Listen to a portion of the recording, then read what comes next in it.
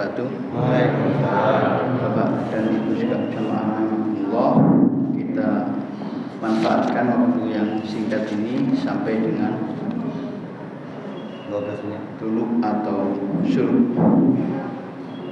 Saya akan ambil satu bab, ini singkat pula, tentang adab khuruj ilal masjid. Jadi agenda pagi kita, sebagai agenda harian kita selama puasa maupun di luar puasa, bangun tidur sebelum fajar. Setelah itu bersuci zahir di kamar mandi, meliputi mandi bagi yang junub atau hadas besar, dan berwudu bagi yang berhadas kecil. Wudu pasti, tapi mandi belum tentu ya. Tapi kalau kita mandi meskipun tidak hadas besar, itu juga perkara yang lebih utama. Karena bermandi pagi itu juga segar banget. Dan selanjutnya pergi ke masjid. Ini yang kami akan bacakan ketika adab kita pergi ke masjid. Fa in faragta min taharatika, maka apabila setelah selesai kalian melaksanakan bersuci, fasholli fi baitika rakaatal fajri, salatlah sunnah fajar 2 rakaat di rumah. Ini catatan, kalau perjalanan kita ke masjid tidak makan waktu. Kalau makan waktu ya segera berangkat ke masjid, di masjid sholat sunnah fajar. Setelah adzan kan kita datang.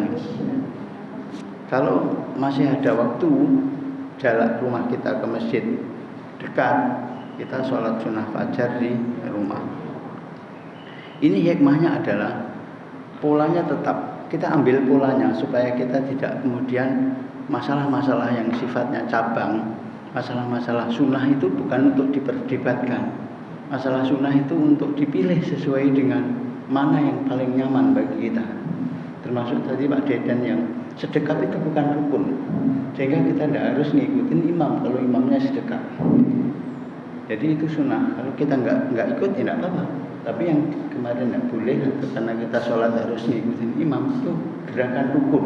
Imamnya rukuk, panjenengan tidak rukuk, belum rukuk sampai imamnya bangun lagi, bacaannya panjang. Seperti itu. Saya lanjutkan. Ingkan al-fajra qatla'a kadzalika kana fa'al Rasulullah sallallahu alaihi wasallam. Maksudnya adalah ketika fajar sudah terbit, maksudnya sudah adzan.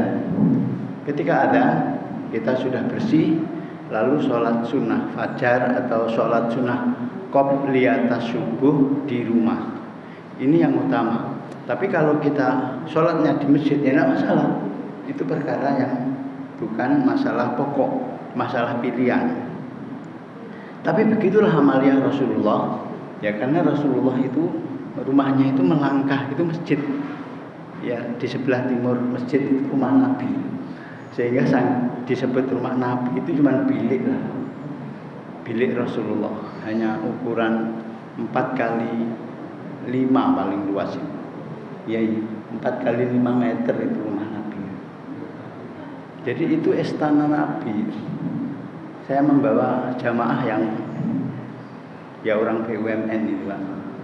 Di situ dia tersenyum menangis Pak. Ini betul Pak rumah Rasulullah. Waktu melihat museum Pak, dia merasa hidup dengan sangat cara berlebihan. Karena Nabi hanya kalau mau mewah Rasulullah bisa. Sejak di Mekah dia ditanya mau kekayaan seperti apa yang dia ingin, mau wanita seperti apa yang dia ingin, mau kekuasaan seperti apa yang dia ingin. Memang ya terhibur. Seperti itulah. Diminta pakai masker. Masih prokes.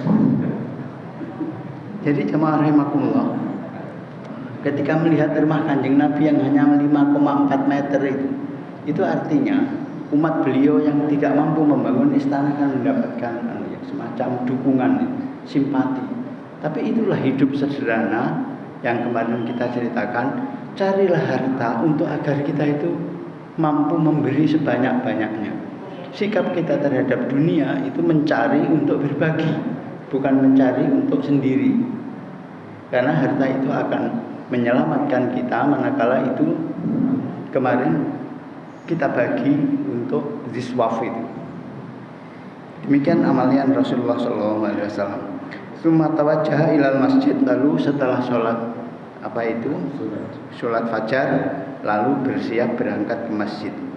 Ini berangkat ke masjid ini jalan sunahnya. Jadi tidak pakai kendaraan. Nah, bahwa kemudian kita pakai kendaraan juga bukan masalah. Kalau jalan itu lebih baik. Kalau rumah kita itu agak repot ini. Kalau jalan kejauhan, kalau pakai kendaraan terlalu dekat gitu ya, kan gitu. Ya yang ideal ya Pak Is. Kalau yang Muhyiddin kedekatan. Dulu ada sahabat yang rumahnya itu karena kemuliaan jalan itu, dia ingin kemuliaan masjid, rumahnya jauh. Dia minta izin Nabi untuk pindah dekat masjid. Sama beliau dilarang, jangan. Kalau dekat nanti jumlah langkah.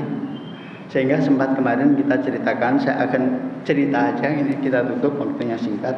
Seorang sahabat yang bernama Sya'ban. Perkara ini riwayat berbeda-beda ya, tapi kayak kita ini hikmahnya luar biasa. Yang meninggal dan tidak sholat ditunggu Nabi itu tidak kelihatan. Sebelah selalu biasa beliau menempati sebelah kanan. Jadi sebelah kanan ini utara kalau di sini. Sya'ban mana kok belum kelihatan, sampai ditunggu tidak kelihatan pula. Nabi meminta untuk dimulai sholat. Setelah sholat beliau bertanya, ada yang tahu Sya'ban kenapa? Tidak ada. Ada yang tahu rumahnya mana? Saya Rasulullah. Akhirnya sahabat Nabi bersama beberapa orang mendatangi rumah Sya'ban. Jaraknya 3 jam jalan kaki, gelap. Subuhnya berarti berangkat jam berapa tuh? 3. Ya Allah. Tiap hari nggak pernah terlambat, dan yang menjadi uzur dia tidak jamaah itu karena meninggal. Itu kan uzur permanen. Pernah sakit ya, pernah lah orang. Tapi selalu dia istiqomah datang. Kita ceritakan ini menjadi sebuah bukan standar, sebagai ibrah, sebagai acuan agar kita itu merasa masih jauh gitu. Setelah dikunjungi Sya'ban, ini yang menarik. Istrinya mengatakan Pak Sya'ban meninggal. Itulah alasannya dia tidak ikut berjamaah pagi hari itu. Isyaknya masih ikut. Kemudian istrinya bertanya begini, wahai Rasulullah, namun ada yang ingin saya tanyakan. Ketika Sya'ban meninggal, dia mengatakan 3 hal yang dia tidak paham. Katanya pertama, mengapa tiba-tiba lupa saya, dikejar-kejar waktu tiba-tiba lupa pertanyaan istrinya Sya'ban tadi. Mengapa tidak lebih jauh? Yang kedua, mengapa tidak semua? Mengapa tidak yang baru? Terus meninggal. Kemudian jemaah rahimakumullah, Rasulullah tersenyum dan kemudian menjawab. Rasulullah mendapatkan pemberitahuan dari malaikat tentang apa yang dimaksud itu.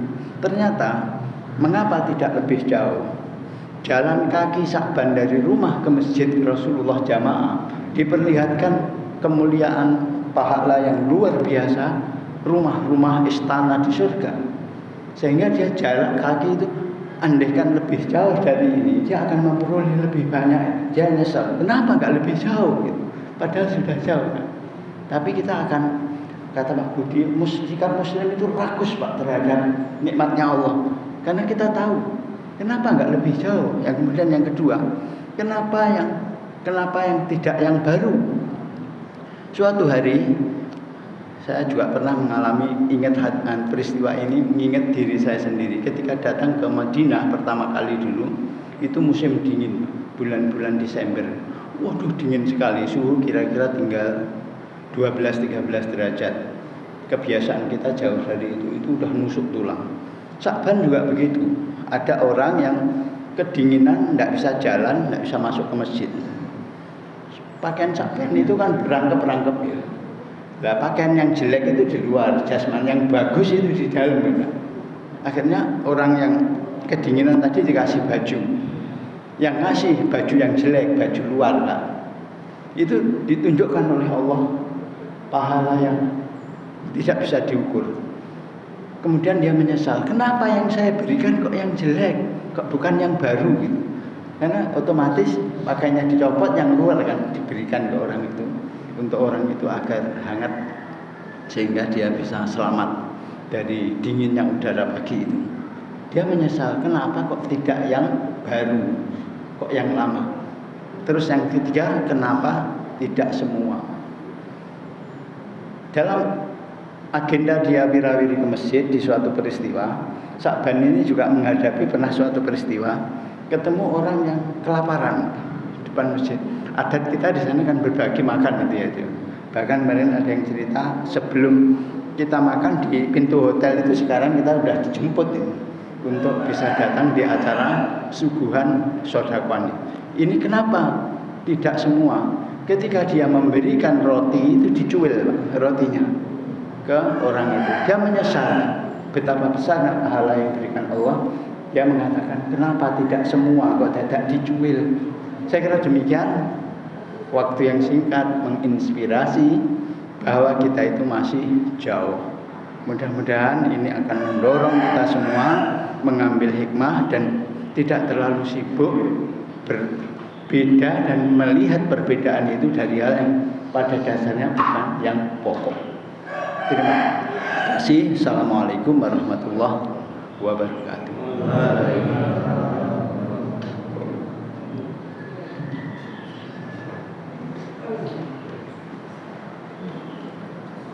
Nyoba ini.